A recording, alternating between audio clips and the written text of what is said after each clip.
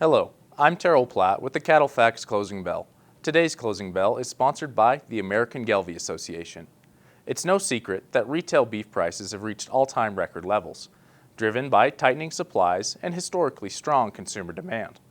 Since January 2020, choice retail beef prices have increased from around $6 per pound to approximately $8.75 per pound. Ground beef has also seen impressive gains, rising from just under $4 per pound to an average of $5.79 per pound. Over that period, choice beef and ground beef prices have risen by 45% and 48% respectively, both far outpacing the Consumer Price Index inflation rate. While the fact that beef prices are outpacing inflation reflects strong consumer demand, it also raises an important question. Are current retail prices too high, and could they begin to impact demand?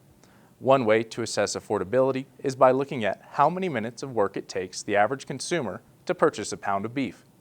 Today, it takes about 12 minutes of work to buy a pound of choice beef, right in line with the 15-year average and well below the peaks seen in 2014 and 2020. Ground beef is slightly more expensive relative to the historical average, requiring about 8 minutes of work per pound compared to the 15-year average of 7.5 minutes. However, this still remains below recent highs. Although retail beef prices are at record levels, this wage-based metric suggests they are not prohibitively expensive for consumers today. Still, it's only one measure of affordability. Prices are expected to continue rising in 2025, which could lead to pushback from consumers. Other factors such as increasing unemployment, growing recession risks, or diminished spending power due to inflation could also weigh on consumer demand. Ultimately, strong demand and rising retail prices have been a key driver of higher cattle prices over the past 5 years. Whether that trend continues will depend on how consumers respond to future price increases and economic conditions.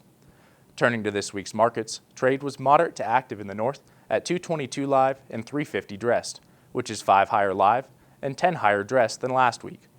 Trade in the south was moderate to active at 218 live, which is $5 to $6 higher than last week. Thanks for watching, and remember to visit CattleFax.com to become a member and receive the latest market news and analysis.